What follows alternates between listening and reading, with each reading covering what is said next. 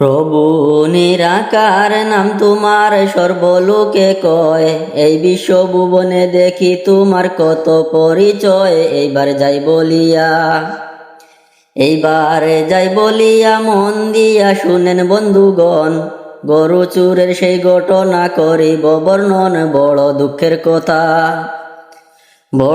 দুঃখের কথা লাগে, ভেতা বুক ফাটিয়া যায়। মানুষ হইয়া মানুষের উপর কেমনে অত্যাচার চালায়। সেই দিন দুইটা ছেলে দুইজন মিলে গরু খুঁজতে যায়। নিজের গরু হারাইয়া গেছে, কি হবে উপায়। তারা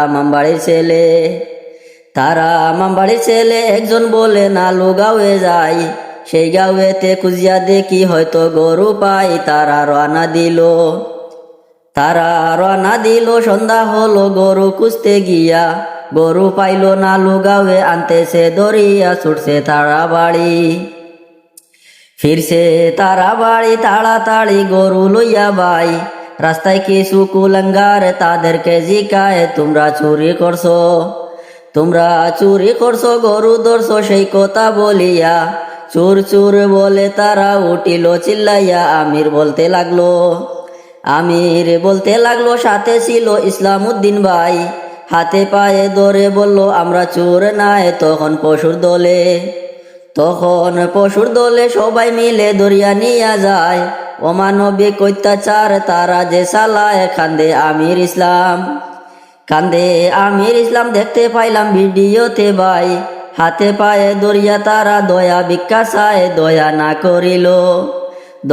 না করিল গুলি করলো ইয়ার গান দিয়া। এত আঘাত সহ্য করলা দুইজনে মিলিয়া। খবর বাড়ি যায়, আমিরের বাবায় দৌড় মারিয়া যায়।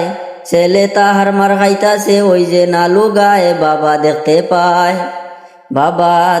পায়, হায় রে হায় আমিরের হাল।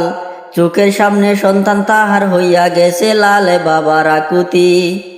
বাবার আকুতি মিনতি কতই না করলো, না মানিয়া বাবার কথা তাহাকেও মারিল।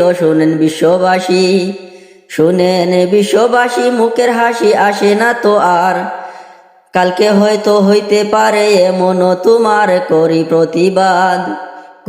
প্রতিবাদ জাত পাত সব কিছু বলিয়া।